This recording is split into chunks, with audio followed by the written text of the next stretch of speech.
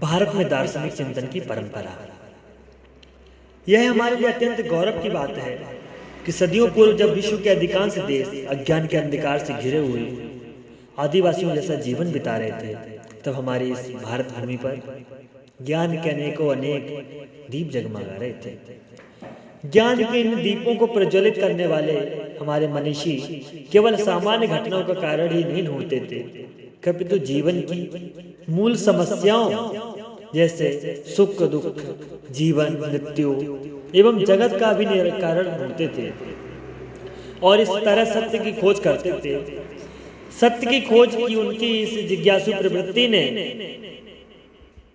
ही भारत भूमि पर दर्शन के बीज बोए और उनके बीज बोने के बाद जो कालांतर में विशाल वट वृक्ष के रूप में परिणत हुआ, निश्चय ही इस दर्शन वृक्ष की छाया में आज भी जीवन यात्रा से थके हुए क्लांत पथिक को शीतलता प्रदान करने का सामर्थ्य है। भारतीय दर्शन का तात्पर्य केवल हिंदू धर्म के दर्शन, वैदिक दर्शन एवं आर्यों के दर्शन से ही नहीं है। भारतीय दर्शन का तात्पर्य संपूर्ण भारत के किसी भी धर्म, संप्रदाय एवं जाति द्वारा चिंतन मनन किए गए दर्शन से है। सुनने के बाद सवाल उठता है, और कोई भी कहानी कथा सुनने के बाद सवाल उठना एक स्वाभाविक है कि भारतीय दर्शन का प्रारंभ कब हुआ एवं भारतीय चिंतन कौन कौन सी धाराओं में बहा, अर्थात भारतीय दर्शन के कौन कौन से संप्रदाय थे। किंतु इस पर विचार करने के पूर्व हम देखेंगे कि दर्शन शास्त्र का अर्थ क्या है। दर्शन क्या है?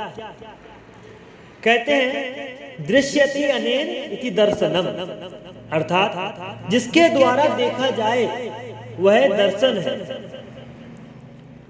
प्रश्न उठता है कि यहाँ किसे और किसके द्वारा देखने की बात की जा रही है। सामान्यतया हम आंख द्वारा बाहरी जगत के पदार्थों को देखते हैं और इसे ही दर्शन कहते हैं। किंतु यहाँ हम जिस दर्शन शास्त्र की चर्चा कर रहे हैं उसका उद्देश्य आंख द्वारा सामान्य वस्तुओं को देखना नहीं, अपितु सूक्ष्म दृष्टि द्वारा सामान्य वस्तुओं और घटनाओं के भी पीछे जो छिपे सत्य को देखना होता है, और उसे ही दार्शनिक चिंतन कहते हैं। कि सूक्ष्म दृष्टि में अंतर्दृष्टि और तार्किक परीक्षण भी इसी में सम्मिलित होता है। इसे हम एक उदाहरण द्वारा समझेंगे।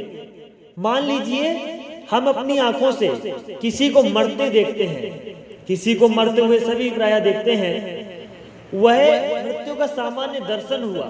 किंतु इसी मृत्यु के पीछे सत्य पर हम सूक्ष्म दृष्टि से गहराई से चिंतन मनन करते हैं और सोचते हैं कि क्या मृत्यु सत्य है या फिर मृत्यु क्या है? क्या यह मृत्यु अनिवार्य है? क्या इससे बचने की भी कोई वजह है, कोई तरीका है, या मृत्यु के बाद भी कोई जीवन शुरू होता है? इसी तरह के अनेक सवाल आते हैं, तो इससे दर्शन शास्त्र का जन्म होता है और यही दार्शनिक चिंतन है। दर्शन शास्त्र में इसी तरह गहराई से जगत एवं जीव के अस्तित्व के प्रश्न पर, उनके निर्माता ईश्वर के प्रश्न पर, कर्म फलों के प्रश्न पर, दुख के अनेक तरह के प्रश्नों पर गहराई से विचार किया जाता है। किंतु कहते हैं जब कोई कार्य हो या फिर कोई व्यक्ति हो या किसी की कोई बात हो, तो एक साधारण होती है, एक विशेष होती है और कुछ उससे भी अधिक विशेष होती है। इसी तरह से भारतीय दर्शन की भी मुख्य विशेषताएं हैं। इसकी मुख्य विशेषताएं कि भारतीय दर्शन की सबसे बड़ी विशेषता यह है कि यह किसी तरह का दबाव नहीं हुआ। कहते हैं कि कोई कार्य अपनी मर्जी से करना और किसी के दबाव में करना बहुत फर्क होता है। दबाव में किए गए कार्य सफल नहीं हो सकता, क्योंकि वहां कहीं न कहीं भय है। और जो मन से किया जाता कार्य वो जरूर सार्थक होता है। तो इसकी सबसे बड़ी विशेषता यह है कि यह बिना किसी दबाव के चिंतन हुआ है, इसलिए यहाँ परस्पर विरोधी विचार भी साथ साथ प्रस्तुत हुए हैं। विरोधी विचारों को भारतीय दार्शनिकों ने कभी छोटा नहीं समझा, बल्कि अपना पक्ष प्रस्तुत करने के पूर्व भी विरोधियों द्वारा लगाए गए अथवा लगाए जा सकने वाले आरोपों को अपने सामने रखते थे और तब उनका खंडन करते हुए आगे बढ़ते थे। शास्त्रार्थ की हमारे यहाँ बहुत पुरानी परंपरा है। इसमें शास्त्रार्थ में पराजित विचारक विजय के दर्शन को सहर्ष से अंगीकार कर लेते थे। ऐसे शास्त्रार्थ पूर्व समय में राज दरबार में भी हुआ करते थे और विजय के मतों को स्वयं राजा भी स्वीकार कर लेता। यह बात हमें पाश्चात्य दर्शन में नहीं दिखाई देती है। इससे वैचारिक स्वतंत्रता को बल मिला ही है, वैचारिक विविधता भी भारतीय दर्शन में आई है।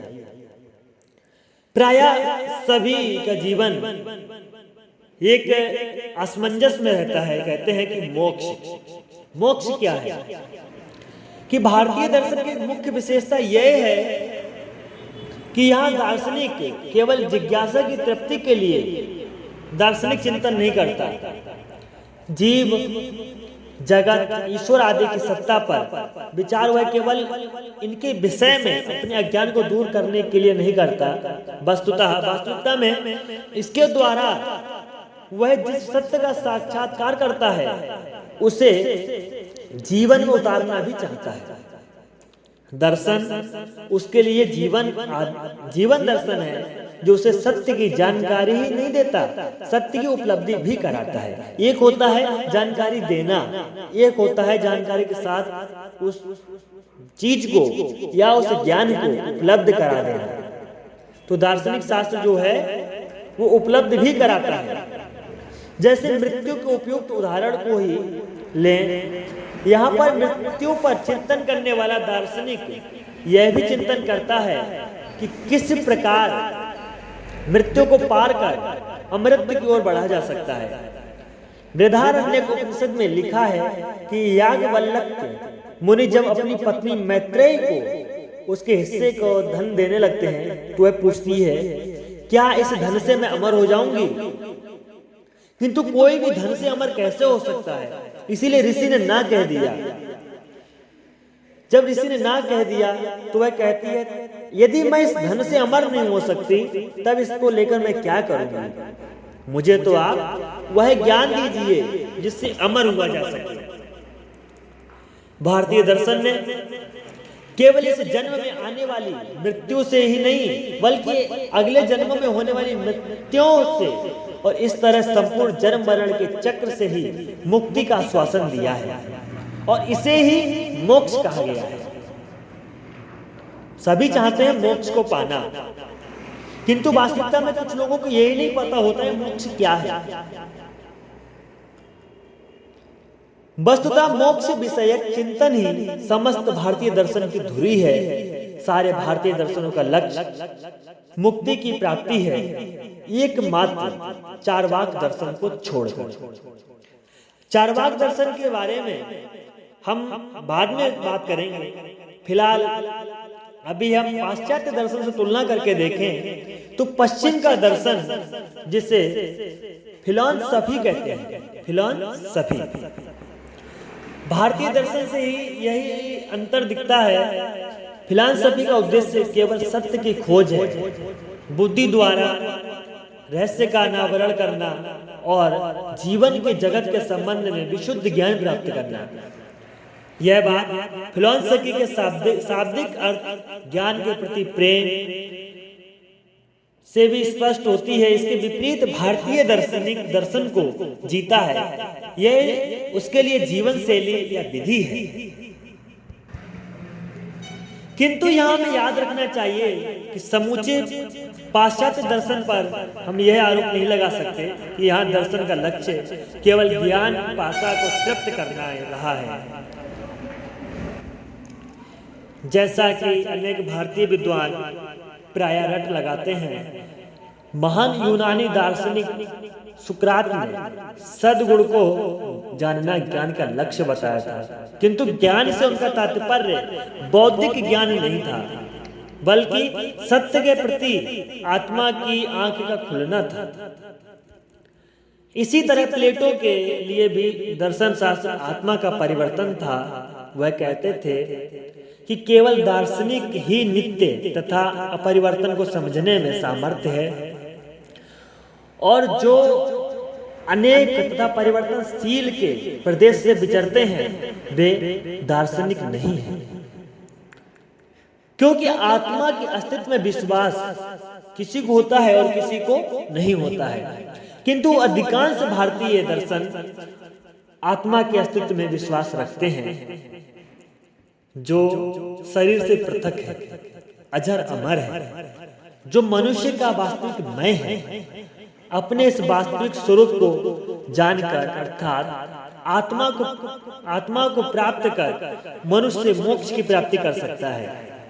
इसके विपरीत शरीर और मन को मैं मानकर वह तरह तरह से दुख उठाता है। सच कहा जाए तो भारतीय दर्शन मनुष्य को उसके वास्तविक रूप से परिचित कराने का एक प्रयत्न है। वेदांत दर्शन में तो आत्मा को इतना महत्व दिया गया है कि उसे ही ब्रह्म कह दिया गया। यह विचार निश्चय ही मनुष्य को उसकी एक नई पहचान से अवगत कराता है कि वह कोई दीनहीन मरणाधर्म प्राणी नहीं है, कि अमृतस्य पुत्र यानी अमर होने जैसा पुत्र है, परमात्मा का ही अंश है, इसी का एक रूप है अथवा वही है, क्योंकि अंश होना वास्तविकता से अलग नहीं होता है। कुछ लोग भारतीय दर्शन पर निराशावादी होने का आरोप लगाते हैं, किंतु कोई भी हो, आशावादी और निराशावादी, कहीं न कहीं ये व्यक्तिगत सोच भी होती है। उनका कहना होता है कि भारतीय दर्शन जीवन के दुखद पक्ष पर जरूर से ज्यादा जोर देता है, अतः वह निराशावादी है। किंतु क्या यह आरोप सच है? आइए हम इसकी समीक्षा करें अपनी तरह से। निश्चय ही यह सत्य है कि भारतीय दार्शनिकों ने जीवन में सर्वत्र दुख है, इस सत्य को बड़ी गहराई से महसूस किया है और स्पष्ट शब्दों में उसे स्वीकार भी किया है। वस्तुतः इस सत्य ने ही उनमें आध्यात्मिक असंतोष उत्पन्न किया और वे दार्शनिक बने। इस तरह जगत की दुखदायी स्थिति भारतीय दर्शन को जन्म देती है, किंतु इससे यह नहीं सिद्ध होता कि भारतीय दर्शन निराशावादी है। बुद्ध जब कहते हैं कि सर्वत्र दुख ही दुख है, तब यह भी कहते हैं क्या मैं इस सर्वत्र व्यापी दुख से निराश होने की आवश्यकता नहीं है। देखो, दुख भी अकारण नहीं होते हैं, उनके कारण होते हैं, जिन्हें दूर कर दुखों को भी दूर किया जा सकता है। अपने अपने ढंग से सभी दर्शन इस दुख के कारण की खोज करते हैं और इसमें सफलता का दावा भी करते हैं। अतः इन्हें हम निराशावादी नहीं कह सकते। निराशावादी तो वे होते हैं जिन्हें आशा की कहीं कोई किरण दिखाई ही न देती हो, जबकि भारतीय दार्शनिक जिस सत्य का साक्षात्कार करता है वह न केवल इस जन्मांतर के दुखों से भी मुक्ति का आश्वासन देता है, इससे अधिक आशावाद और क्या हो सकता है। कहते हैं कि आशावादी निराशावादी अपना है, किंतु व्यक्ति को आनंद आना चाहिए। कहते हैं ना, आनंद आ गया, आनंद आना चाहिए। तो वैसे देखा जाए तो आनंद का महत्व क्या है? आनंद क्या है? क्षणिक सुख, ये कुछ और।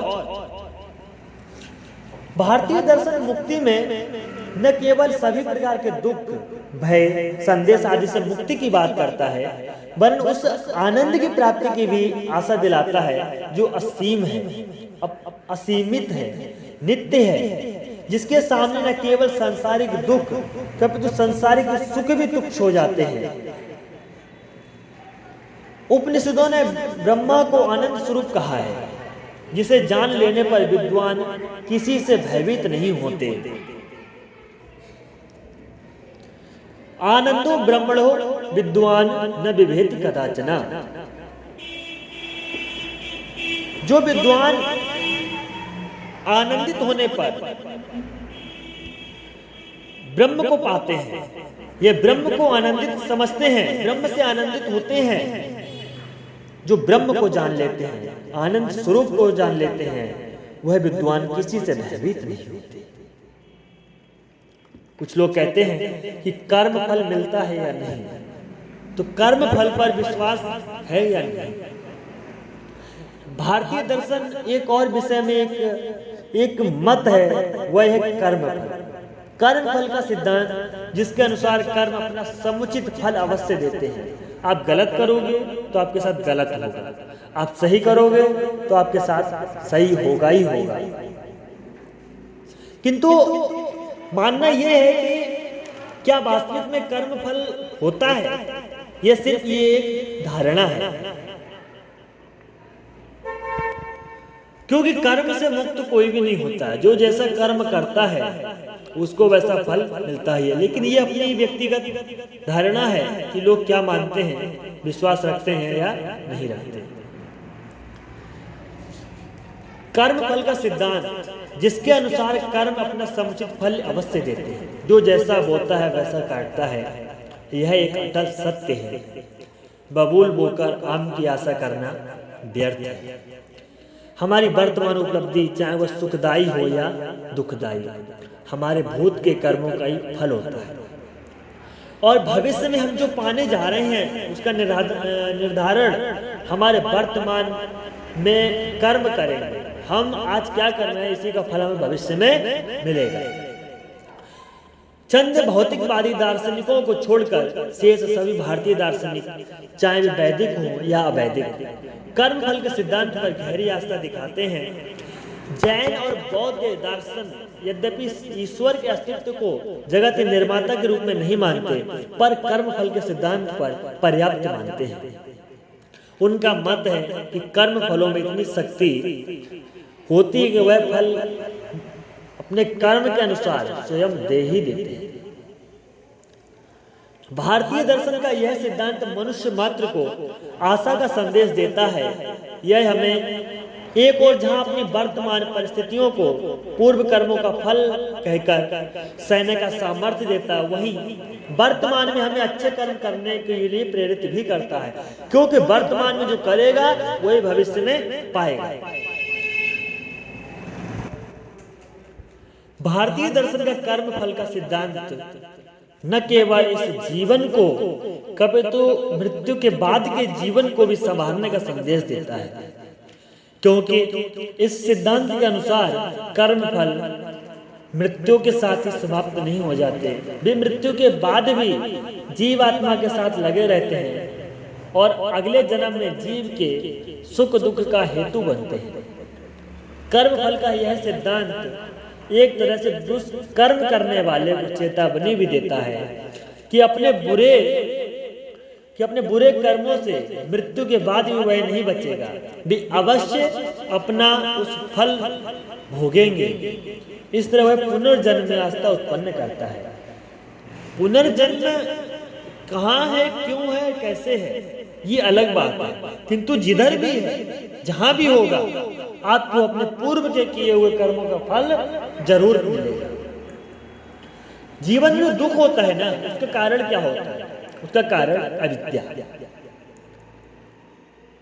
भारतीय दर्शन में जन्म से लेकर हमारे सब दुखों और कर्म फल के रूप में एवं अगले जन्म में मिलने वाले दुखों का भी कारण अविद्या को ही बताया गया है।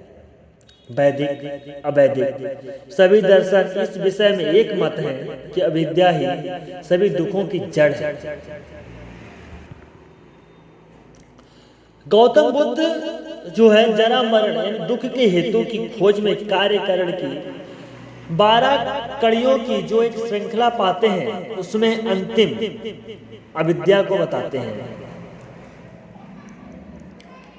अंतिम का अर्थ सिर्फ हमेशा आखिरी नहीं होता है। अंतिम को अगर उल्टी साइड से देखो तो अंतिम अंतिम का अर्थात प्रथम भी होता है और प्रथम का अंतिम भी होता है। तो चाहे प्रथम कहें या फिर अंतिम कहें, ये दोनों में ही तालमेल रखती है। प्रथम भी अविद्या है और अंतिम भी अविद्या को ही बताती है। इस तरह अनेक अनुसार भी अविद्या ही समस्त दुखों की जड़ है। पर यह अविद्या आई कहां से? अविद्या के बारे में अगर देखा जाए तो अनेक लोगों के अनेक मत होते हैं कि यह अविद्या आई कहां से। अविद्या की जो मूल धारा है वो हमारा व्यक्तिगत मन होता है, हमारे मन से बनाई हुई जो धारणा होती है।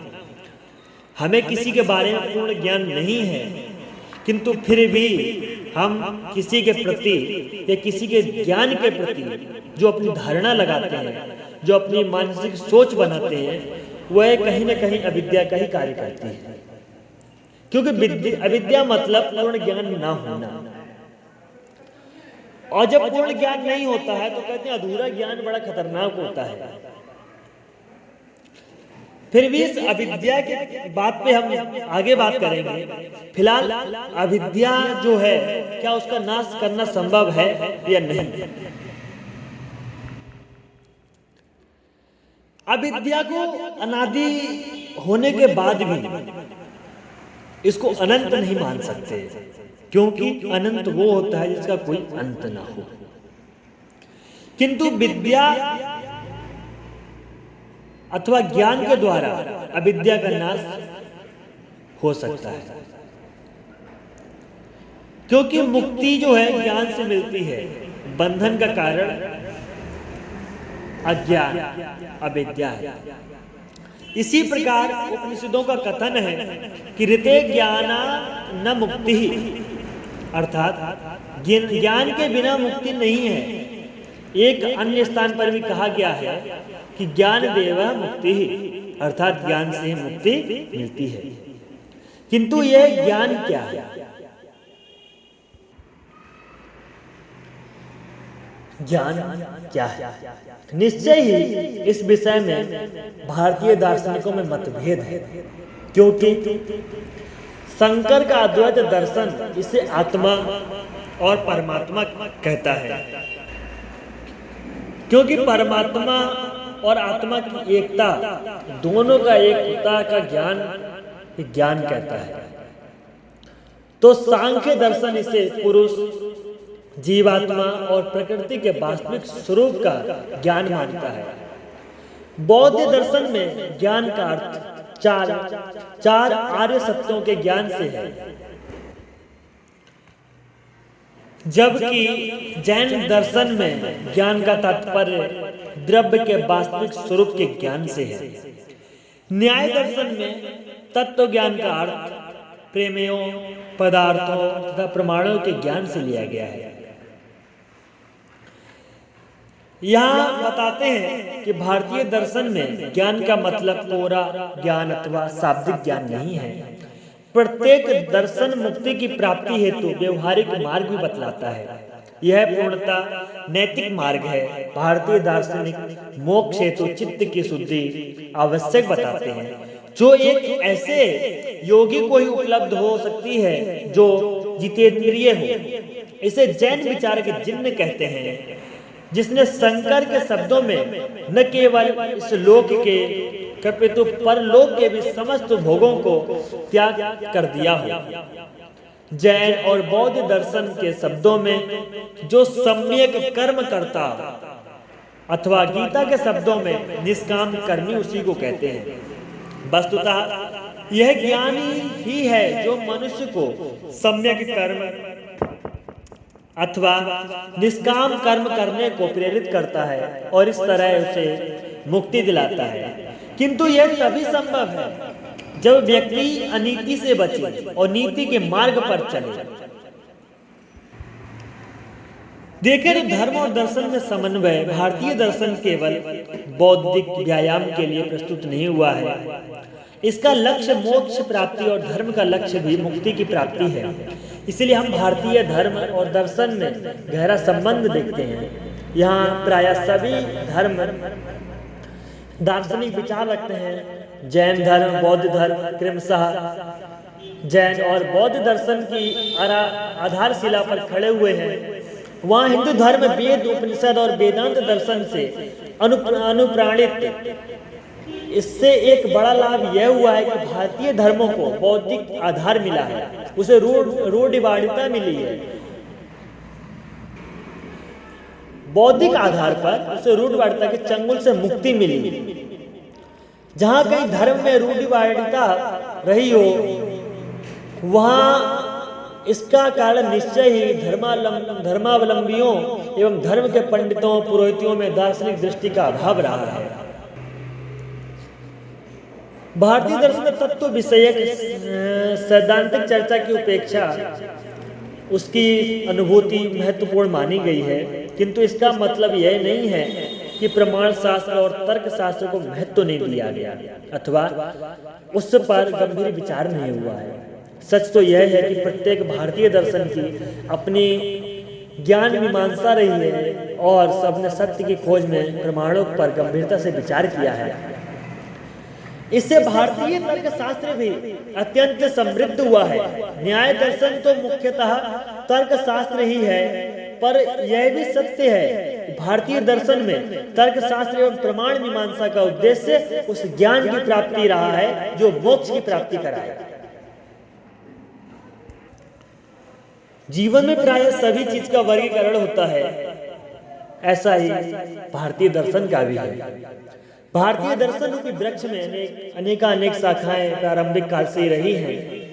यह हमारी संस्कृति की एक बड़ी विशेषता है कि हर एक ने अपने विरोधी के विचारों को बाकायदा सुना है, यदि उसकी आलोचना की है तो उसका सम्मान भी किया है। यही कारण है कि हमारे देश में एक ही समय में परस्पर विरोधी विचारधारा वाले दर्शन भी समानांतर रूप से फले फूले भी हैं। भारत भूमि में पनपने अनेक दर्शनों को सामान्यतया आस्तिक और नास्तिक इन दो वर्गों में बांटा है। इस विभाजन में अनेक असंगति है, इसीलिए कुछ विद्वानों ने इन्हें वैदिक और अवैदिक इन दो वर्गों में बांटा है। यहाँ पर हम दोनों में ही प्रकाश डालेंगे। सामान्यतः भारतीय दर्शन को आस्तिक और नास्तिक इन दो वर्गों में बांटा जाता है। सरल दर्शन, जिसमें सांख्य, योग, न्याय, वैशेषिक, वेदांत, मीमांसा दर्शन आते हैं, आस्तिक वर्ग में आते हैं, तथा जैन, बौद्ध और चारवाक ये नास्तिक वर्ग में रखे जाते हैं। किंतु आस्तिक और नास्तिक का अर्थ कई बार क्या होता है जिंदगी में, हम जो चीज पढ़ते या समझते हैं, जैसा हम मानते हैं, उसका अर्थ उसके विपरीत भी चला जाता है।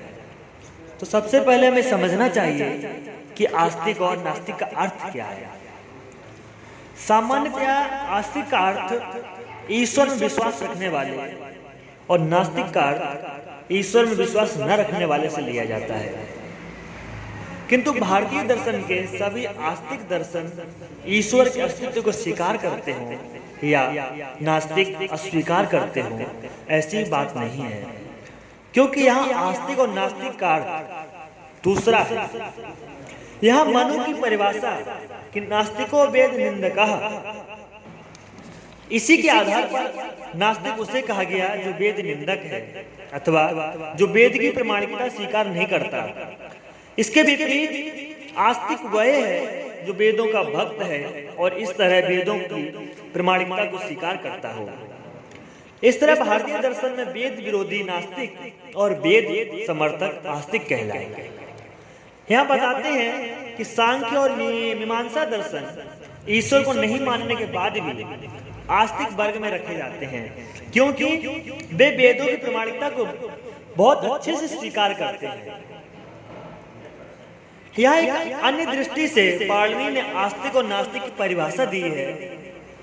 उनके अनुसार आस्ति नास्ति दिष्टम मति, अर्थात परलोक है ऐसी जिसकी मति यानी विचार है वह आस्तिक, और परलोक नहीं है ऐसी जिसकी मति है वह नास्तिक। यहाँ परलोक का तात्पर्य पुनर्जन्म से लिया गया है, किंतु इस अर्थ में तो केवल भौतिकवादी चारवाक को छोड़कर शेष सभी भारतीय दर्शन आस्तिक कहे जाएंगे, क्योंकि सभी पुनर्जन्म में विश्वास रखते हैं। बताते हैं कि बौद्ध और जैन दर्शन, जिन्हें वेद विरोधी होने के कारण प्रायः नास्तिक कहा जाता रहा है, अपने को नास्तिक कहलाना पसंद नहीं करते हैं। बुद्ध ने अपने संवादों में नास्तिकवाद को मिथ्या दृष्टि कहकर गहरित किया है। बौद्ध दार्शनिक नागार्जुन नास्तिक की भर्त्सना करते हुए कहते हैं कि वह नरकगामी होता है। आस्तिक और नास्तिक संबंधी उपयुक्त विवाद के कारण निश्चय ही भारतीय दर्शन का उपयुक्त प्रकार का विभाजन उचित नहीं लगता। इसके बजाय भारतीय दर्शन का वैदिक और अवैदिक वर्गीकरण अधिक उचित लगता है। वैसे दोनों प्रकार के विभाजन में केवल शब्दों का अंतर है। वैदिक दर्शन आस्तिक दर्शन है तथा अवैदिक दर्शन नास्तिक दर्शन है। अब हम देखें कि वैदिक और अवैदिक वैदिक दर्शन क्या है। भारतीय दर्शन का मूल वेद है। वेद न केवल भारतीय दर्शन केवल किंतु प्राचीन भारतीय सभ्यता, संस्कृति, आचार, नीति, धर्म और साहित्य के भी मूल हैं। इन वेदों की प्रामाणिकता को स्वीकार करते हुए जो दर्शन आगे चलकर प्रस्तुत हुए वे वैदिक दर्शन कहलाने लगे। इन्हें ही आस्तिक दर्शन भी कहा गया है। वैदिक दर्शन मुख्य रूप से 6 है: सांख्य दर्शन, योग दर्शन, न्याय दर्शन, वैशेषिक दर्शन, मीमांसा दर्शन, वेदांत दर्शन। भारतीय दर्शन के इतिहास में उपनिषदों के बाद का काल सूत्र काल कहलाता है, क्योंकि इस काल में छोटे छोटे सूत्रों के रूप में दर्शन को प्रस्तुत करने की परंपरा प्रारंभ हुई। इस काल में अनेक सूत्र ग्रंथों का प्रलयन हुआ। अनेक ऋषियों ने अनेक प्रकार से दर्शन के बीज बोए और इस तरह महर्षि कपिल का सांख्य सूत्र, पतंजलि का योग सूत्र, गौतम का न्याय सूत्र, कणाद का वैशेषिक सूत्र, जैमिनी का मीमांसा सूत्र तथा बादरायण का वेदांत सूत्र प्रस्तुत हुआ। ये सूत्र ग्रंथ हैं वैदिक षड दर्शनों, सांख्य दर्शन, योग दर्शन, न्याय दर्शन, वैशेषिक दर्शन, मीमांसा दर्शन तथा वेदांत दर्शन के आधार ग्रंथ हैं। कालांतर में इन सूत्र ग्रंथों पर बड़े बड़े विद्वानों ने बड़े बड़े भाष्य, फिर इन भाष्यों पर वार्तिक, टीका, टिप्पणी आदि लिखे, जिसके कारण ये दर्शन लगातार आगे बढ़ते गए। यदि हम इन सभी दर्शनों पर संक्षिप्त में नजर डालें तो सबसे पहले हम देखें सांख्य दर्शन। सांख्य दर्शन के संस्थापक महर्षि कपिल माने जाते हैं। इनके द्वारा रचित सांख्य प्रवचन सूत्र सांख्य दर्शन का मूल ग्रंथ अब अनुपलब्ध है। इस सूत्र पर ईश्वरीय कृष्ण की सांख्य कारिका की सांख्य दर्शन का प्राचीनतम ग्रंथ है। इसका उद्देश्य क्या था कि सांख्य दर्शन का लक्ष्य सम्यक ज्ञान द्वारा दुखत्रय, आध्यात्मिक, आदि भौतिक और आदि दैविक से जीव को मुक्त करना। जीवन में दुख बहुत है, किंतु जो मुख्यतः दुख है उन सभी बंधनों से मुक्त करना ही इनका उद्देश्य था। इसका प्रमुख विचार कि सांख्य दर्शन प्रकृति और पुरुष, इन दो तत्वों को मूल तत्व कहलाता है। इनमें से पुरुष शुद्ध चैतन्य स्वरूप है, निर्गुण है, निष्क्रिय, दृष्टा मात्र तथा सुख दुख आदि से परे है। सुख दुख, पाप पुण्य, धर्म अधर्म, बुद्धि एवं अंतःकरण के गुण हैं जो वस्तुतः प्रकृति का विकार है। सांख्य दर्शन के अनुसार प्रकृति हमारे शरीर, मन, बुद्धि समेत समस्त जगत की जननी है। पुरुष अर्थात जीवात्मा इन सबसे अलग है। हमारे दुखों का मूल कारण यह है कि हम अज्ञानवश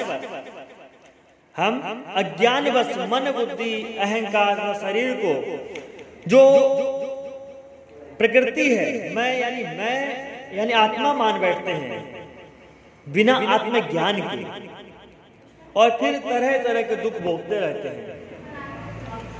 सांख्य दर्शन विकासवाद का समर्थक है। उसके विकासवाद के अनुसार पुरुष और प्रकृति के संयोग से जगत का विकास होता है। इस विकास के फल स्वरूप 23 तत्व उद्भूत होते हैं। महत, बुद्धि, अहंकार, पंचतंत्र, महाभूत, पंच ज्ञानेंद्रियां, 5 कर्मेंद्रियां तथा मन, इन 23 तत्वों में प्रकृति और पुरुष, यदि हम प्रकृति और पुरुष को, इन 2 तत्वों को जोड़ दें तो 23 से 25 तत्व हैं। सांख्य दर्शन मुक्ति हेतु इन 25 तत्वों का ज्ञान आवश्यक बताता है। वैसे मुख्य बात यह है, पुरुष प्रकृति से सर्वथा पृथक तत्व है, इन्हें एक समझना ज्ञान है। जो समस्त दुखों की जड़ है तथा इन्हें पृथक समझना, यही सबसे बड़ा इसके बारे में ज्ञान होता है, जो समस्त दुखों को निर्मूल करने वाला हो। सांख्य दर्शन में मुक्ति हेतु न जगत के निर्माण हेतु ईश्वर का अस्तित्व आवश्यक बतलाया है, किंतु बाद में सांख्य दर्शन में ईश्वर को अत्यधिक प्रतिष्ठा भी मिली है। हमने सांख्य दर्शन पर संक्षिप्त में नजर डाली तो ये सब जाना, उनके संस्थापक, उद्देश्य, प्रमुख विचार। अब हम अगर बात करें योग दर्शन कि योग दर्शन के संस्थापक कौन है, यह इसका उद्देश्य है, इसके विचार क्या है। योग दर्शन के संस्थापक महर्षि पतंजलि माने जाते हैं। उनका योग सूत्र इस विषय की प्राचीनतम ग्रंथ है। वैसे योग दर्शन के बीच वेदों में भी स्पष्ट दिखते हैं। इनका उद्देश्य, योग दर्शन का उद्देश्य मनुष्य को मोक्ष प्राप्त करने का व्यवहारिक मार्ग बताना है।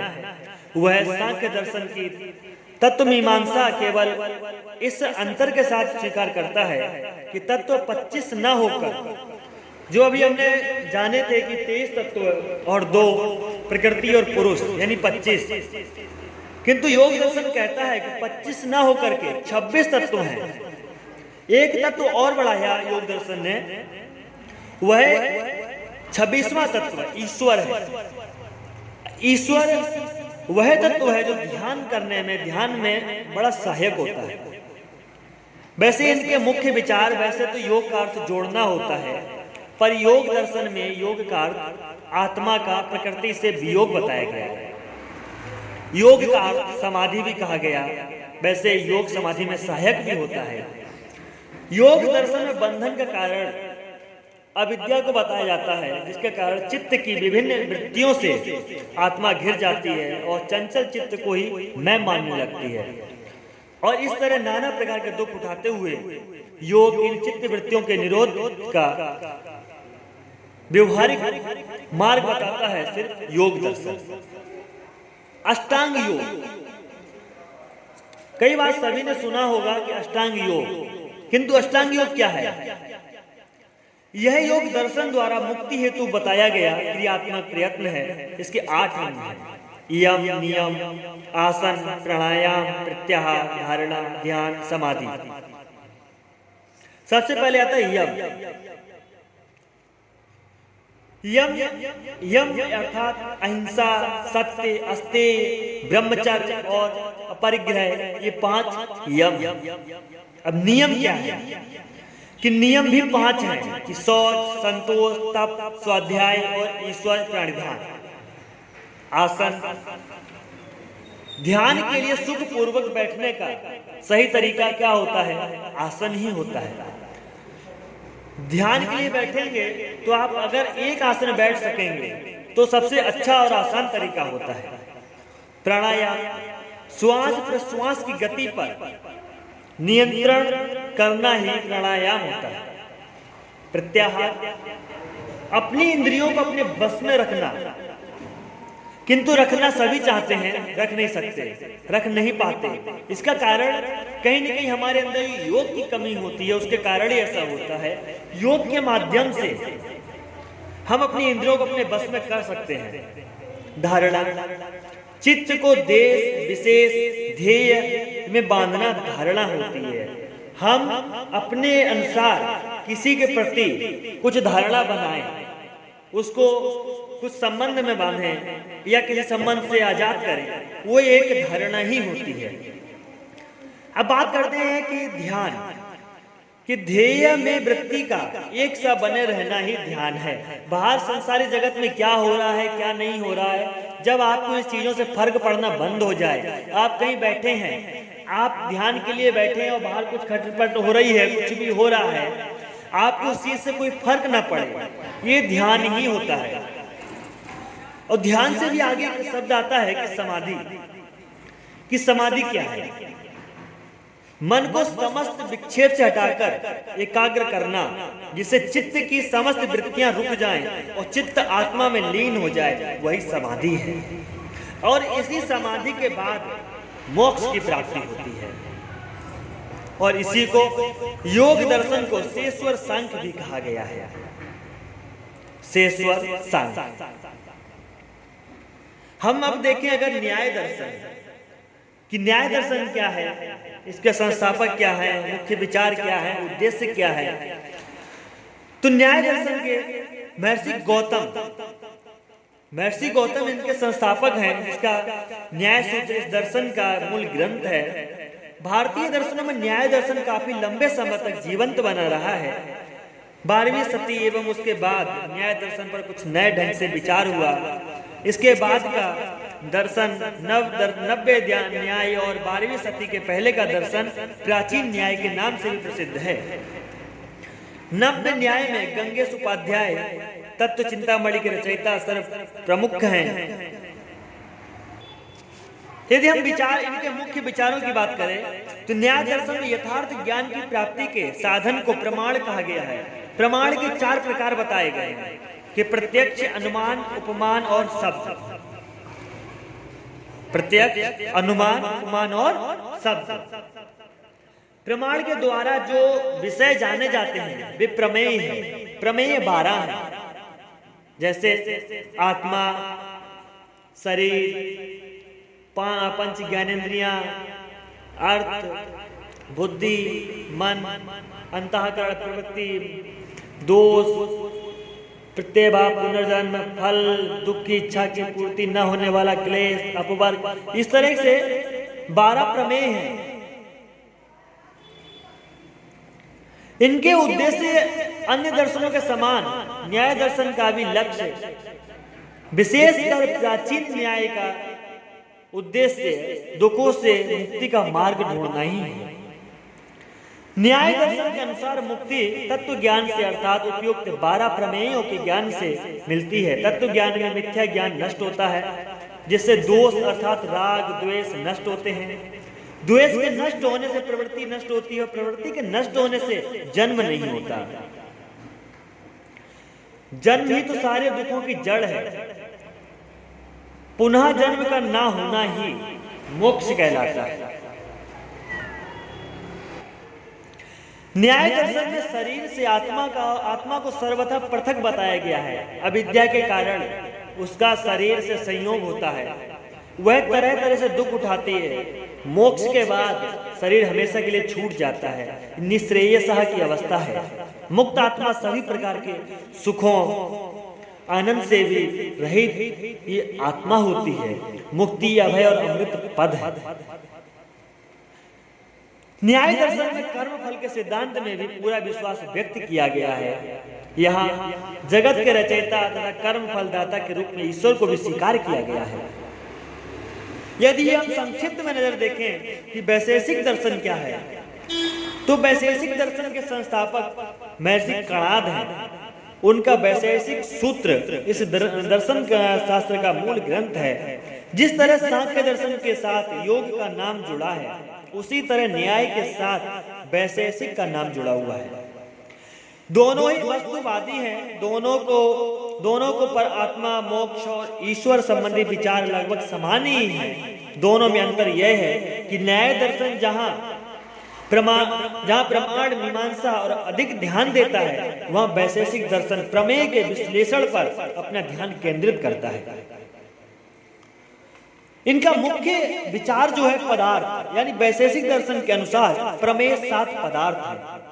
द्रव्य, गुण, कर्म, सामान्य, विशेष, समवाय और अभाव। इनमें से प्रथम 6 भाव पदार्थ कहे जाते हैं और अंतिम एक अभाव पदार्थ। इनमें द्रव्य 9 है: पृथ्वी, जल, अग्नि, वायु, आकाश, काल, दिक्, आत्मा और मन। इनमें से पृथ्वी, जल, अग्नि और वायु इन 4 द्रव्यों की उत्पत्ति परमाणुओं के द्वारा होती है, जो शाश्वत एवं जड़ होते हैं। मन एक अतीन्द्रिय है जो नित्य है पर सर्वव्यापी नहीं है।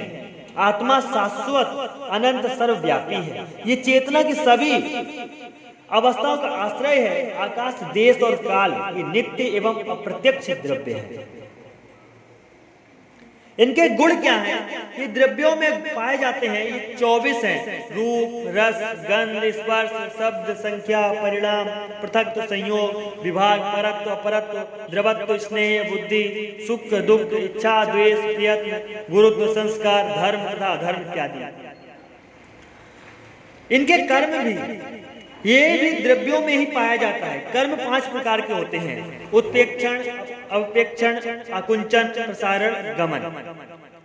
यदि सामान्यता देखें, किसी भी वर्ग के सामान्य धर्मों को सामान्य कहते हैं। जैसे गोत्व गाय का सामान्य है, यह नित्य है। विशेष नित्य द्रव्यों के पार्थक्य के मूल कारण को विशेष कहा गया है। विशेष को पदार्थ कहना वैशेषिक दर्शन की अपनी विशेषता है। संभवतः इसी से इसे वैशेषिक नाम दिया गया। यदि समवाय की बात करें कि समवाय क्या है, नित्य संबंध को समवाय कहते हैं, जिसका संबंध नित्य हो। जैसे वस्त्र और उसके तंतु में जो संबंध है वह समवाय संबंध है। बात करें अभाव, अभाव क्या है कि नहीं रहने को अभाव कहते हैं। जो था लेकिन नहीं है वह अभाव है। यह 4 प्रकार का होता है: प्राग भाव, ध्वंसा भाव, अत्यंता भाव तथा अंत्योन्याय भाव। परमाणुवाद, परमाणु मूल तत्व है। यह सृष्टि के आधार पर ही निर्धारित है। वैशेषिक दर्शन के बाद मीमांसा दर्शन के महर्षि जैमिनी इस दर्शन के संस्थापक माने जाते हैं। उनका जैमिनी सूत्र इस दर्शन का मूल ग्रंथ है। इनका उद्देश्य, मीमांसा दर्शन का उद्देश्य अन्य आस्तिक दर्शन से थोड़ा हटकर है। इसका मुख्य उद्देश्य वैदिक निधि निषेधों का अर्थ समझना एवं वैदिक कर्मकांड का तर्क पूर्वक प्रतिपादन करना। देखो, तर्क करना बहुत अपने आप में एक कला होती है। इनके मुख्य विचार, मीमांसा दर्शन पूर्णतः वेदों पर आधारित दर्शन है। इसके अनुसार वेदों द्वारा बताए गए कर्म कांड को करना ही धर्म है। इस कर्म कांड से इस लोक तथा परलोक में कल्याण की प्राप्ति होती है, किंतु हमें निष्काम भाव से कर्तव्य समझकर वेदों के आदेशों का पालन करना चाहिए। मीमांसा दर्शन भी आत्मा की अमरता, पुनर्जन्म, कर्म फल एवं मोक्ष पर विचार करता है और इनमें विश्वास प्रकट करता है। यह जगत को सत्य मानता है क्योंकि इसका हमें प्रत्यक्ष ज्ञान होता है। मीमांसक ईश्वर को नहीं मानते। ज्ञान कांड के पूर्व कर्म कांड पर विचार करने के कारण इसे पूर्व मीमांसा भी कहा जाता है। यदि हम देखें कि वेदांत दर्शन क्या है? वेदांत दर्शन के संस्थापक महर्षि बादरायण आचार्य माने जाते हैं। उनका ब्रह्मसूत्र इस दर्शन का आधार ग्रंथ है। वेदांत के आचार्यगण ब्रह्मसूत्र के अतिरिक्त प्रमुख उपनिषदों तथा भगवत गीता को भी आधार ग्रंथ स्वीकार करते हैं। ये तीनों वेदांत दर्शन के प्रस्थान हैं, इसलिए इन्हें प्रस्थान त्रयी कहा जाता है। ब्रह्मसूत्र वस्तुतः उपनिषदों के आधार पर ही उपनिषद के विचारों में एक रूपता दिखाने के लिए महर्षि बादरायण द्वारा रचा गया था। भारतीय दर्शन में वेदांत दर्शन सर्वाधिक समृद्ध हुआ है। वेदांत के प्रमुख आचार्यों में शंकर, रामानुज, निम्बार्क, माधव, वल्लभ आदि आचार्यों के नाम उल्लेखनीय हैं। अन्य भी हैं जिनके नाम गोपनीय भी हैं और उन्होंने स्वयं गोपनीय रखे हैं। इनका भी उद्देश्य उपनिषदों में जिस ब्रह्म को जगत का कारण, आत्मा का आधार एवं मुक्तिदाता कहा गया, उसी की तरफ और भी विस्तृत व्याख्या करना वेदांत दर्शन का मुख्य उद्देश्य है। मीमांसा दर्शन जहां वेदों के कर्म कांड की व्याख्या करता है, वहां वेदांत दर्शन उपनिषदों के कर्म ज्ञान कांड की व्याख्या करता है। उपनिषद वेदों के उत्तर भाग वाद का भाग है, इसलिए इसे उत्तर मीमांसा भी कहा जाता है। इस तरह वैदिक कर्म के बजाय वैदिक ज्ञान की व्याख्या करना और इसी ज्ञान के आधार पर मुक्ति की व्याख्या करना वेदांत दर्शन का मुख्य उद्देश्य है। यदि हम बात करें कि इनके प्रमुख विचार क्या हैं, वेदांत दर्शन और अद्वैत दर्शन बादरायण के ब्रह्म सूत्र का पहला सूत्र है, अथातो ब्रह्म जिज्ञासा, अर्थात अब ब्रह्म की जिज्ञासा प्रारंभ होती है। इस ब्रह्म को वेदांत दर्शन में अद्वैत कहा गया है। यह अद्वैत यानी ब्रह्म न केवल जड़ जगत का अपितु हमारी चेतन आत्मा का भी आधार है। वेदांत दर्शन का मुख्य प्रयोजन ब्रह्म और आत्मा और जड़ जगत में क्या संबंध है ये जानना होता है, क्योंकि यह ज्ञान व्यक्ति के लिए जीव आत्मा के लिए मुक्तिदायक ही होता है। किंतु इनमें आपस में क्या संबंध है, इस विषय पर वेदांतियों में मतभेद है। इसी आधार पर वे मुक्ति का पृथक पृथक मार्ग बताते हैं। शंकराचार्य जी आत्मा और ब्रह्म में तादात्म्य संबंध मानते हैं। इस संबंध का ज्ञान अहम ब्रह्मास्मि ही उनके अनुसार मोक्ष प्रदाता है। किंतु वेदांत के अन्य आचार्य दोनों में तादात्म्य संबंध नहीं मानते। जैसे रामानुज के अनुसार आत्मा ब्रह्म नहीं, ब्रह्म का अंश है। इसी से जीव अल्पज्ञ है, जबकि ब्रह्म सर्वज्ञ है। अतः मुक्ति हेतु आत्मा और ब्रह्म के तादात्म्य ज्ञान की नहीं, किंतु ईश्वर के प्रति उपासना या भक्ति सहित ज्ञान की आवश्यकता है। रामानुज इस तरह भक्ति मार्ग को मुक्ति का साधन बताते हैं। वेदांत के अन्य आचार्य भी भक्ति मार्गी होते हैं। बताते हैं कि शंकर के अतिरिक्त वेदांत के अन्य सभी आचार्य जगत को सत्य कहते हैं तथा शंकर के जगत मिथ्यात्व की कड़ी आलोचना करते हैं। वेदांत दर्शन में शंकर का दर्शन अद्वैत, रामानुज का दर्शन विशिष्टाद्वैत, मध्व का दर्शन द्वैतवाद, निम्बार्क का दर्शन द्वैताद्वैतवाद तथा वल्लभ का दर्शन शुद्धाद्वैतवाद के नाम से जाना जाता है। इन सभी ने न केवल भारतीय दर्शन को अपितु हिंदू धर्म को भी अत्यंत प्रभावित किया है। वैदिक दर्शन के उपरांत यदि हम श्रमण दर्शन पर विचार करें, वैसे तो ये सत्य है कि श्रमण एवं ब्राह्मण ये दो सांस्कृतिक परंपराएं भारत में प्राचीन काल से चली आ रही हैं, किंतु सामान्यतया यही माना जाता है कि वैदिक यज्ञों के विरोध में ही श्रमण दर्शन एवं संस्कृति अस्तित्व में आई है। ये घटना ईसा पूर्व 6वीं सदी की मानी जाती है। 6वीं सदी भारत में धार्मिक क्रांति की सदी थी। इस काल में आश्चर्यजनक रूप से वैदिक धर्म के विरोध में अनेक साधुओं, सन्यासियों और परिव्राजकों के संगठन बनने लगे। ये भिक्षा मांगते हुए सारे भारत में पैदल घूमते तथा तर्क द्वारा प्राचीन अंधविश्वासों, कर्मकांड तथा अंधश्रद्धा के विरुद्ध लड़ाई लड़ते। इस प्रकार की उत्तेजना इनके कारण चतुर्दिक फैल गई थी। यही श्रमण कहते हैं। वैसे श्रमण का अर्थ, श्रमण शब्द श्रम धातु से बना है जिसका अर्थ परिश्रमी होता है, किंतु यहाँ श्रमण उसे कहा गया जिसने परिश्रम किया है और फल स्वरूप शांति लाभ प्राप्त किया है। श्रमणों का उद्देश्य वस्तुतः शांति लाभ अथवा मोक्ष प्राप्त करना ही था। कालांतर में श्रमण शब्द साधु, सन्यासी, परिव्राजक के लिए उपयुक्त किया जाने लगा, जो कर्मकांडी ब्राह्मण से अलग होते थे। अब देखें तो प्रमुख श्रमण क्या है। भारत में श्रमणों के अनेक संगठन थे, किंतु उनके अपने साहित्यिक ग्रंथ न होने के कारण हम सबके विषय में विशेष नहीं जानते थे। इनमें केवल 2 श्रमण संगठन जैन एवं बौद्ध अत्यंत प्रसिद्ध हुए। इनका भारतीय जनमानस पर गहराई तक प्रभाव पड़ा। इनके साहित्य का भी विशाल भंडार है।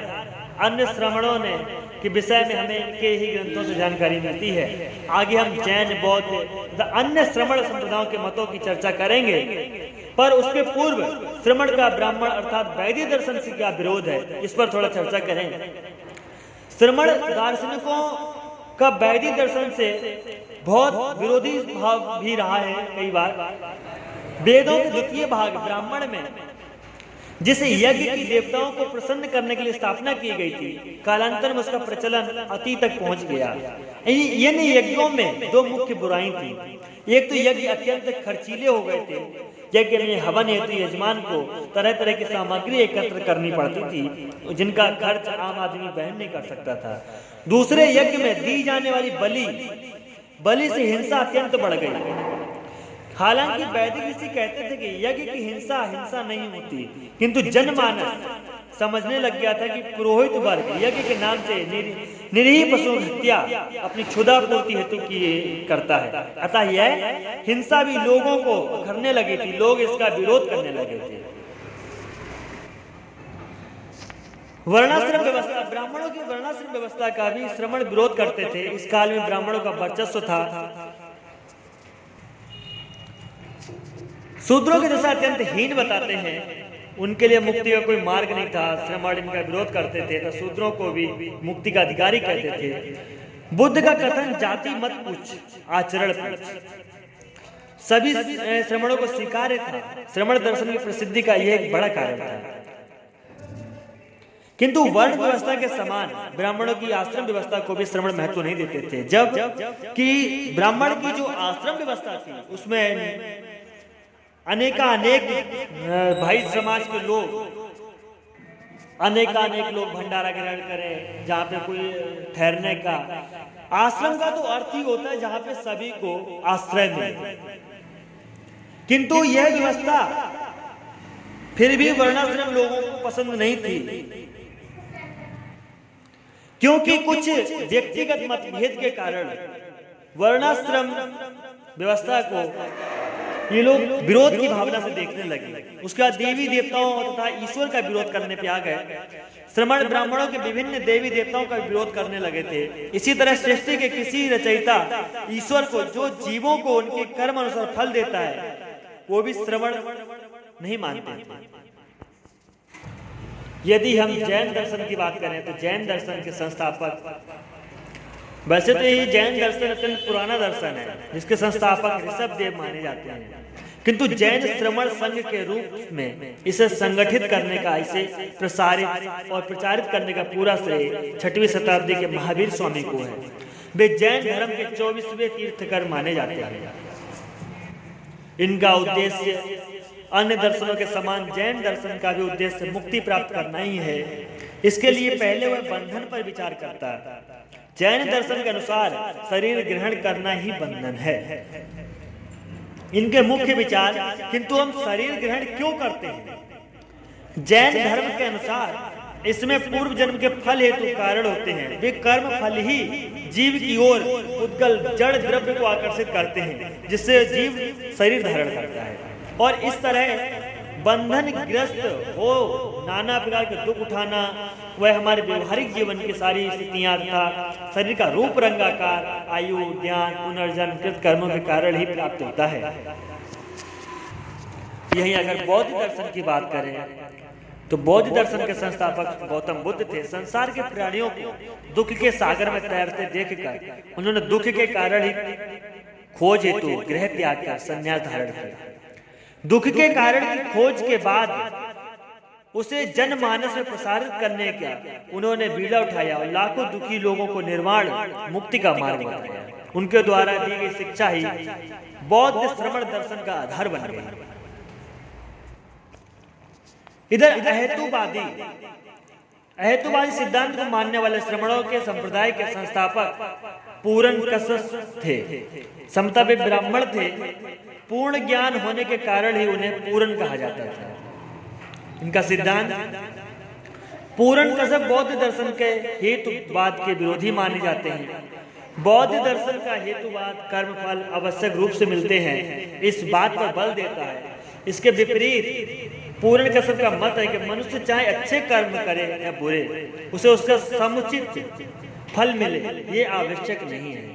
हत्या, डकैती, कुछ भी करो, उससे पाप नहीं लगता।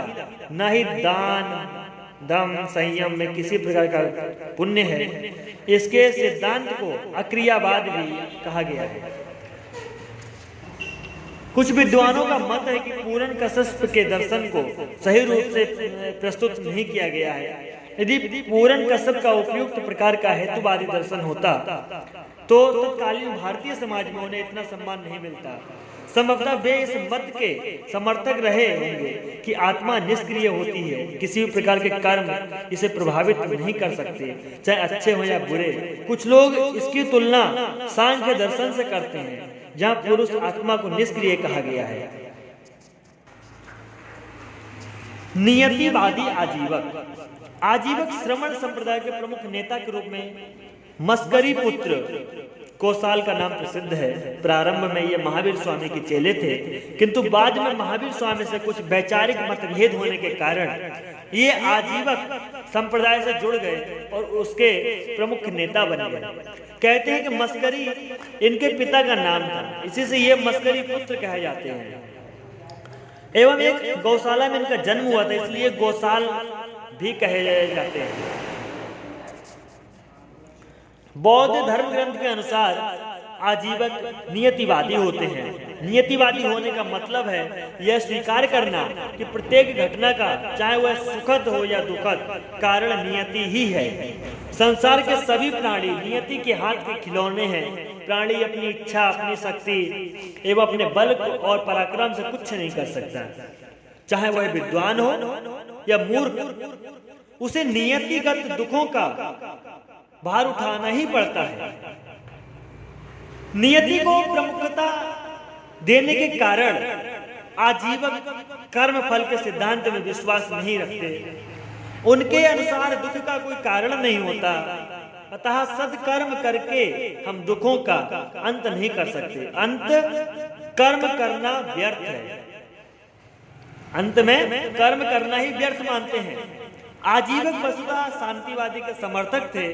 इसके अनुसार मनुष्य को सर्वदा शांति में निमग्न रहना चाहिए। नियति को स्वीकार करने का संभवतः उनका यही उद्देश्य था। यहाँ बताते हैं कि ग्रीक दर्शन के स्टोइक दार्शनिक भी नियतिवादी थे। उनका भी नियति को स्वीकारने का उद्देश्य मानसिक शांति प्राप्त करना था। उनके अनुसार बुद्धि का सही उपयोग यही है कि नियति को मानना सिखाएं। वे कहते थे मनुष्य कुत्ते के समान है, जो एक गाड़ी में बांध दिया जाए उसे आगे बढ़ना ही है। अब वह उस पर निर्भर करता है कि वह खुशी खुशी आगे बढ़े या फिर दुखी होकर आगे बढ़े। बढ़ना दूसरे हर हालत में है। बौद्ध एवं जैन ग्रंथों में आजीवकों को नंगे, मलयुक्त एवं एकाकी रहने वाले कहा गया है तथा कुछ जिस प्रकार मछुआरे मछलियों को फंसाता है, उसी प्रकार इन्हें भी मनुष्य रूपी मछलियों को फंसाने वाला बताया गया है। किंतु विद्वान के मत में यह कथन एक पक्षीय एक अंतिरजित है। वैसे समाज में आजीवकों का प्रभाव था। उनके अनुयायियों को राजाओं से आश्रय मिलता था। इस बात के दर्शन शास्त्र से कई प्रमाण मिलते हैं। किंतु उच्छेदवादी अजित केस कंबल का नाम भी प्रमुख अवैधिक श्रमण विचारकों में आता है। कहते हैं कि मनुष्य के केसों का कंबल पहनने के कारण ये केस कंबल माने कहे जाते हैं। इनका सिद्धांत भौतिकवादी थे। इनके अनुसार 4 महाभूतों पृथ्वी, जल, अग्नि और वायु से मिलकर शरीर बना है। मृत्यु के उपरांत शरीर में स्थित जल में अग्नि, अग्नि में वायु, वायु में और पृथ्वी, पृथ्वी में समा जाती है तथा इंद्रियां आकाश में समा जाती हैं। उच्छेदवाद अजित का मत है कि शरीर के नष्ट होने के साथ ही मनुष्य के प्रत्येक कर्म नष्ट हो जाते हैं। मृत्यु के बाद मूर्ख और बुद्धिमान दोनों समान रूप से नष्ट हो जाते हैं। मृत्यु के बाद भी नहीं बचता, ये उच्छेदवाद है।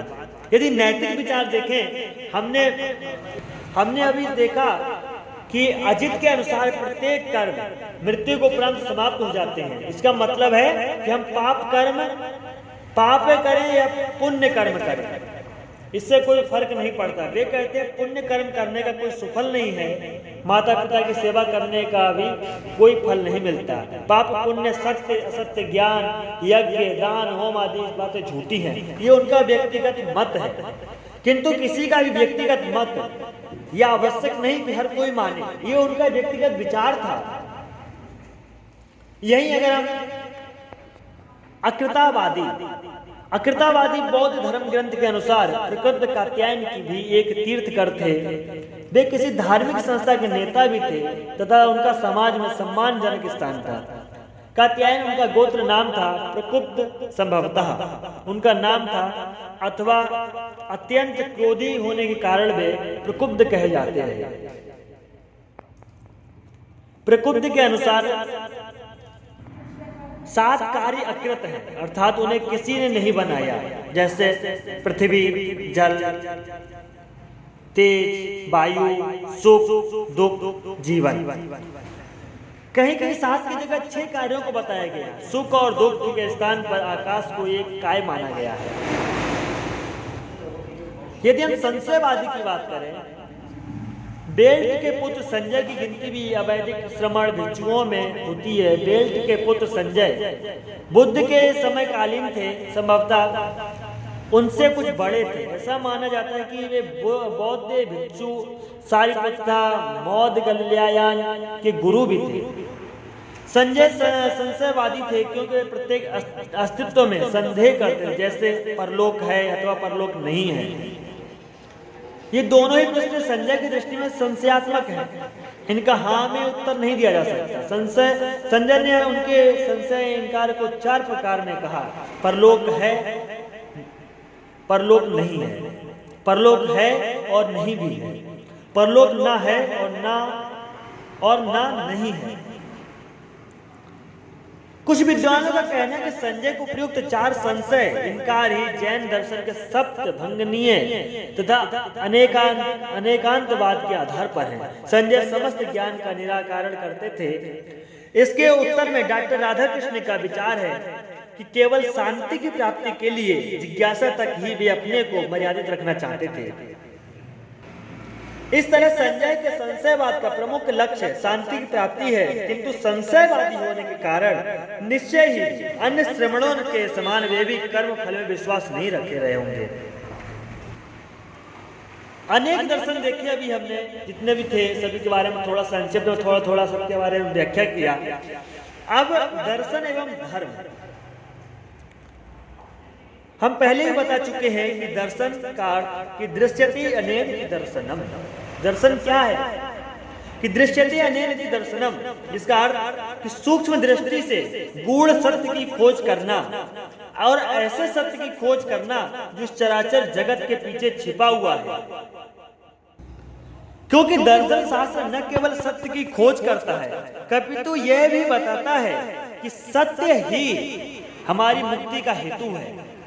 विशेषकर भारतीय दार्शनिक चिंतन का तो लक्ष्य ही है आध्यात्मिक, आदि भौतिक एवं आदि दैविक इन 3 प्रकार के दुखों से अर्थात सभी दुखों से मुक्ति दिलाने वाला ज्ञान की खोज करते रहना। धर्म मानवीय बुद्धि प्रारंभिक काल से दर्शन के साथ ही धर्म पर चिंतन करती रही है। विशेषकर हमारा देश तो जितना अपने दर्शन के कारण विख्यात है, उतना ही अपने धर्म के कारण भी विख्यात है। जैसे धर्म और दर्शन में बड़ी घनिष्ठता है, दोनों में अनेक समानता हैं, बिंदु हैं, हालांकि कुछ असमानताएं भी हैं। इस पर विचार करने के पूर्व हम धर्म के अर्थ पर विचार करेंगे। धर्म शब्द की 2 प्रकार से व्याख्या की जाती है कि ध्रियते लोको अनेन, अर्थात जिसके द्वारा लोक को, संसार को धारण किया जाता है। दूसरा धरती लोकम बा, अर्थात जो लोक को धारण करता है। दोनों का ही तात्पर्य है कि धर्म वही है जिसके कारण संसार बना हुआ है। दूसरे शब्द में हम कह सकते हैं कि यह धर्म ही है जो मनुष्य को मनुष्य रूप से बने रहने में सहायक होता है।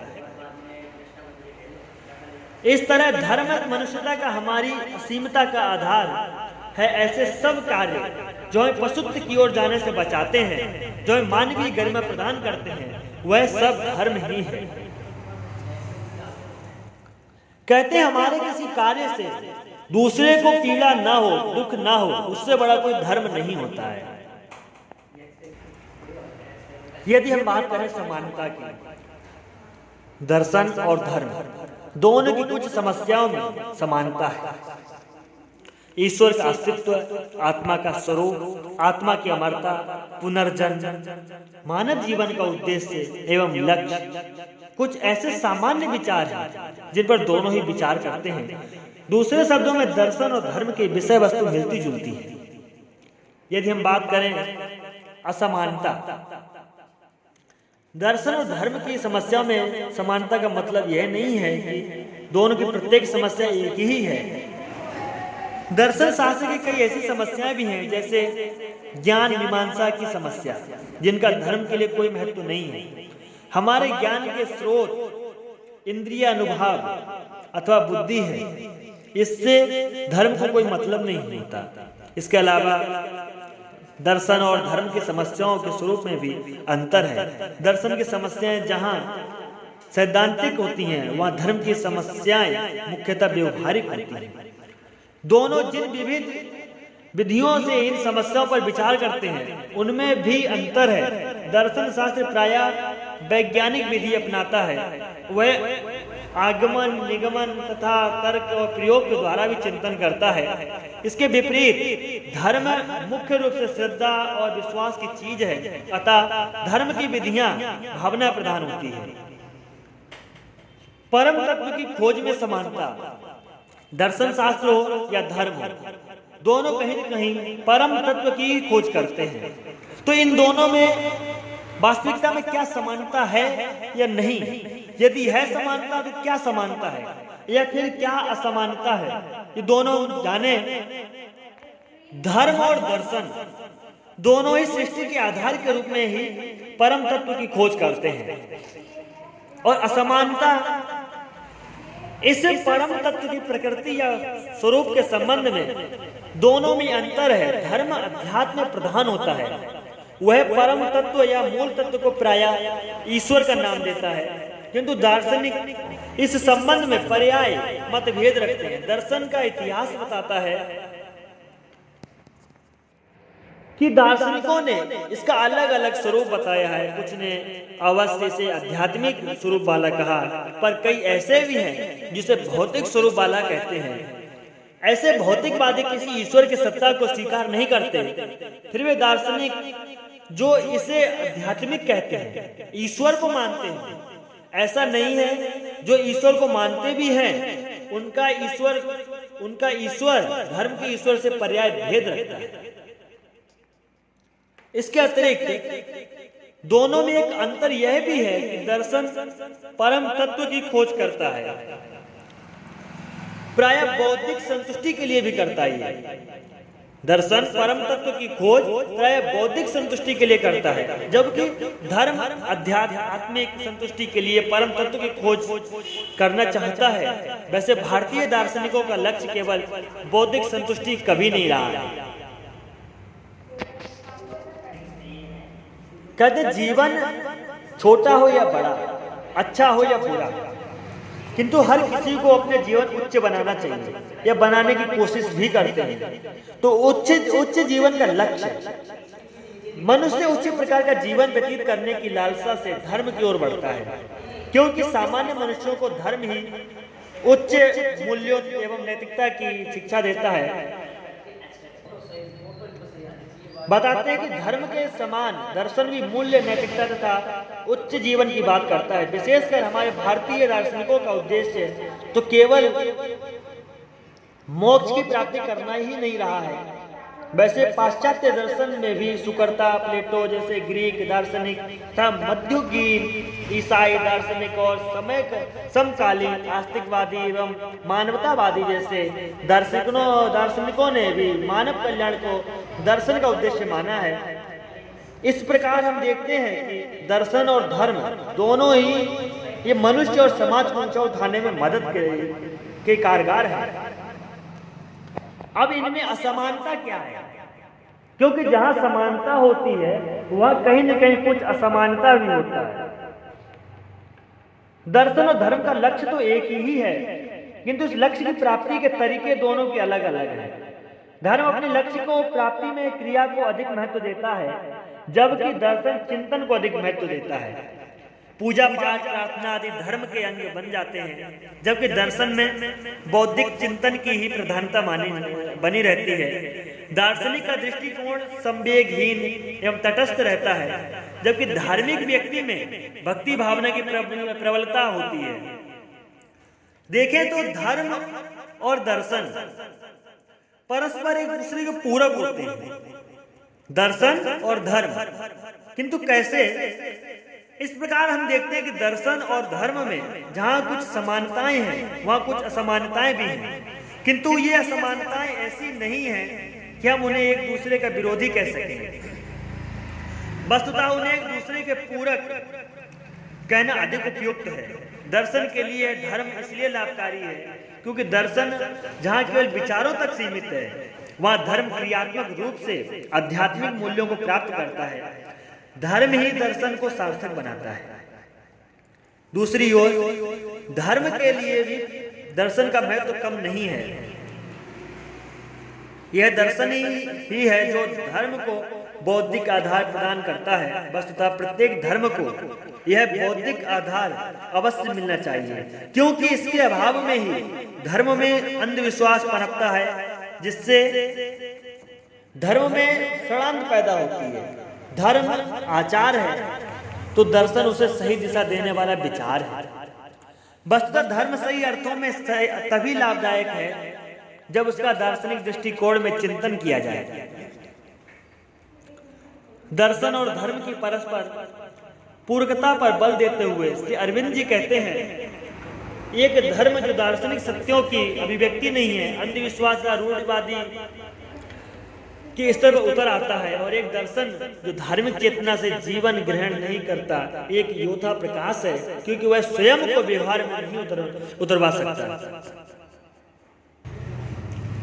यहाँ हम ये कह सकते हैं कि दर्शन और धर्म दोनों का लक्ष्य परम तत्व की खोज है, और ऐसे परम तत्व की खोज जो मानव जीवन को सफल एवं सच्चे अर्थों में सुखद बनाती है।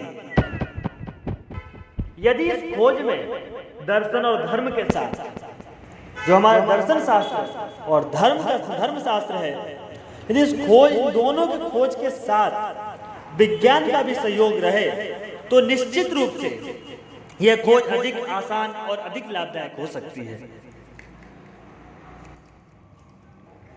क्योंकि भारत में दार्शनिक चिंतन की जो परंपरा चली आ रही है वह उस परम तत्व की खोज करने के लिए ही है, जिसे परम तत्व भी कहते हैं और एक सुखद शांति का अनुभव भी कहते हैं। आगे भी अनेकानेक वैदिक एवं उपनिषद दर्शन और भी जो भी दर्शन हैं जितने भी, उन सबके बारे में व्याख्या से बात करेंगे और अत्यधिक अधिक तरीके से अपने सरल तरीके से समझेंगे और जानेंगे। क्योंकि कोई भी कार्य हो, कोई भी किसी भी तरह का कार्य हो, किसी भी तरह की खोज हो, कहीं न कहीं प्रमाण व्यवस्था मानते ही है। और देखा जाए तो ये प्रमाण व्यवस्था बौद्धों का मत है, जिसके अनुसार प्रत्यक्ष और अनुमान ये दो अलग अलग प्रमाण हैं। कहते हैं प्रत्यक्षम किम प्रमाण, जो प्रत्यक्ष है दिख रहा है उसके लिए किसी प्रमाण की आवश्यकता है क्यों?